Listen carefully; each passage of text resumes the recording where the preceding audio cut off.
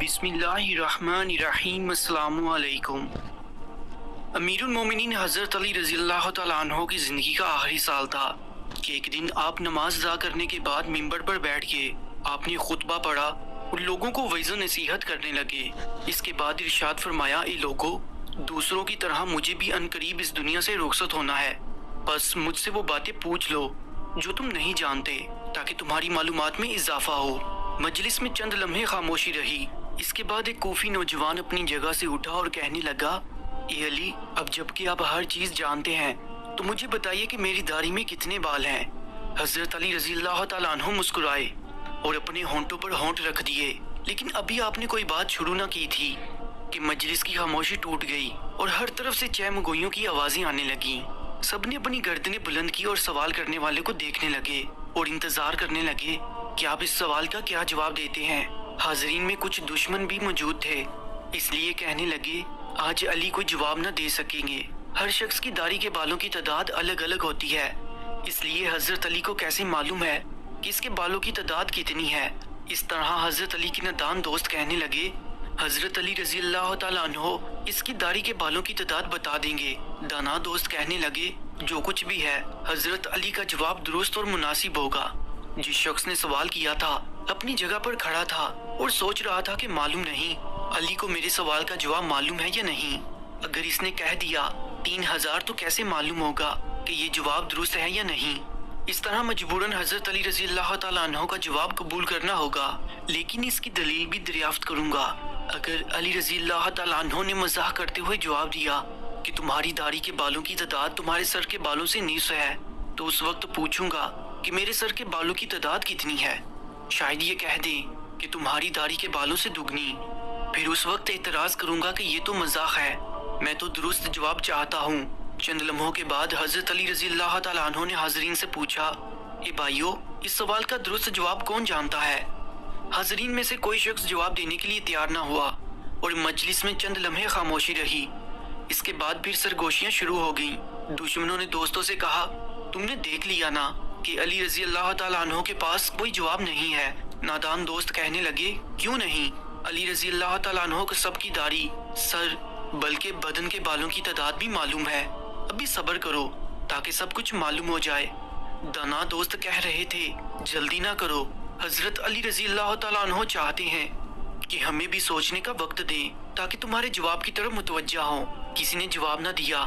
حضرت علی رضی اللہ تعالیٰ عنہ کی خدمت میں کمبر نامی ایک آزاد کردہ غلام رہتا تھا، جو مکتب علی رضی اللہ تعالیٰ عنہ کا تربیت یافتہ آپ کا خدمت گار اور جانثار تھا۔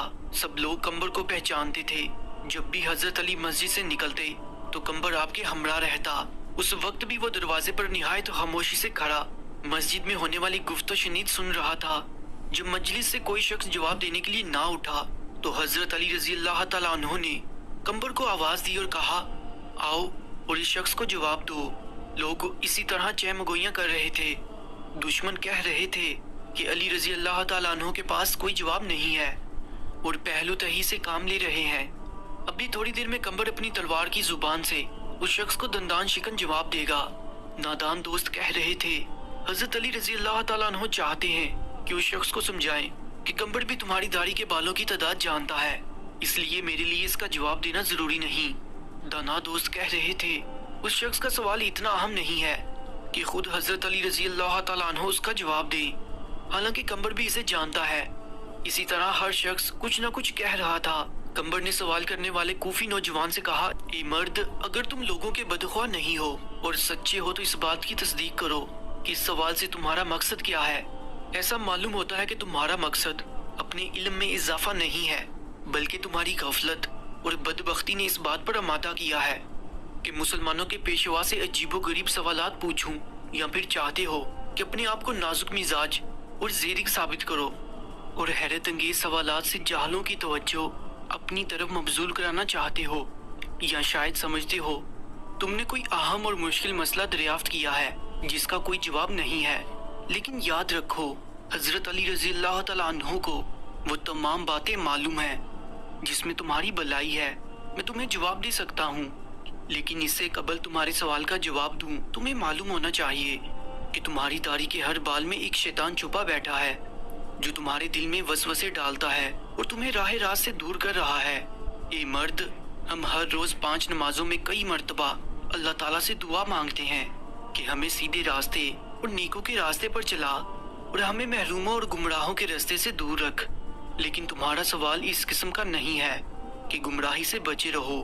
جو شخص راہ راست کی تلاش میں رہتا ہے وہ نیکی اور بلائی کے سوالات پوچھتا ہے اور ایسی دعا مانگتا ہے کہ جس کے نتیجے یا حاصل کرنے میں اس کی اپنی یا دوسروں کی سعادت اور بلائی ہو۔ یہ تو محض شیطان کا وسوسہ ہی ہو سکتا ہے جو انسان کو ایسی چیزوں کے پوچھنے اور جاننے پر آمادہ کرتا ہے جس میں کسی کا کوئی فائدہ نہیں ہے۔ میں تمہارا جواب دے سکتا ہوں، لیکن یاد رکھو انسان کی عمر چھوٹی ہے۔ جو لوگ اپنا وقت، عمر اور سوچ بےہودہ باتوں میں ضائع کرتے ہیں تو انہیں مفید باتوں کے سیکھنے کا موقع نہیں ملتا، اس لیے ہر روز تہی دست رہتے ہیں۔ اس وقت ان کی کوئی قدر و قیمت نہیں رہتی، وہ کمزور اور زیر دست بن جاتے ہیں اور دشمن ان پر غلبہ پا لیتا ہے۔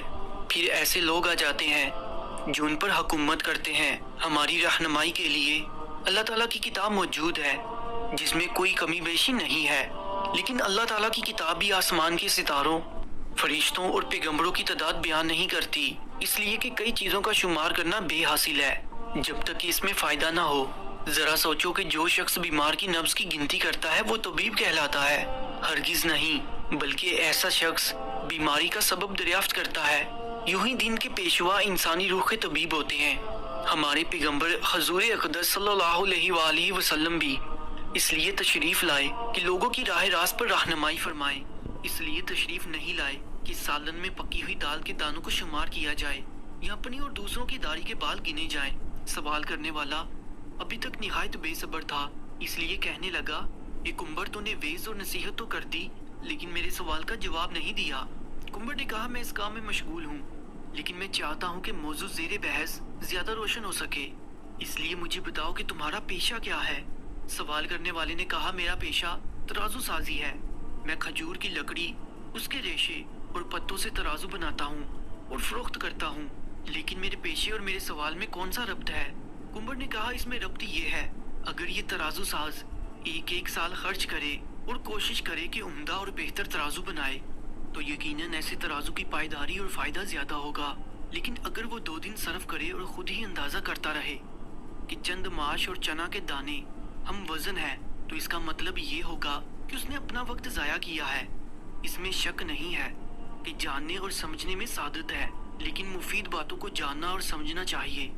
ہاں، اگر تم سمجھتے ہو کہ تمہاری داڑھی کے بالوں کی گنتی تمہارے لیے سود مند ہو سکتی ہے تو میں تجھے اس کا جواب بھی دے سکتا ہوں اور تمہیں مطمئن بھی کر سکتا ہوں۔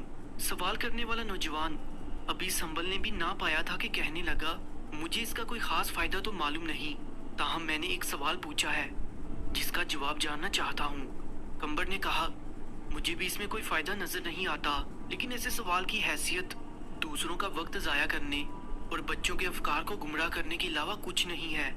تاہم ابھی تک اپنے سوال کا جواب مانگنے پر اصرار کر رہے ہو۔ بہت بہتر، کیا تم گنتی اور حساب جانتے اور 1000 سے لے کر 10,000 تک گنتی کر سکتے ہو؟ اس نے کہا، ہاں جانتا ہوں۔ کمبر نے کہا، اے بھائی، جو لوگ عقل مند ہیں وہ کئی مفید کام کرتے ہیں۔ اگر تجھے کسی کام کی فکر نہیں ہے اور نہ ہی کوئی مفید سوال پوچھنا چاہتے ہو تو میں بھی سمجھتا ہوں کہ ممکن ہے اس گنتی سے تمہارا کوئی ذاتی مسئلہ حل ہو جائے گا۔ بہرحال یہ کام نہایت آسان ہے۔ تمہاری داڑھی کافی لمبی ہے، اسے کینچی سے کاٹ دو اور اپنے سامنے رکھ لو اور بیٹھ کر نہایت آرام سے گنتی کر لو کہ اس میں کتنے بال ہیں۔ اگر اب بھی راضی نہیں ہو تو مجھے بتاؤ۔ مسجد میں بیٹھے لوگ بہت خوش ہوئے، کئی چہروں پر مسکراہٹ چھا گئی اور گنگناہٹ شروع ہو گئی۔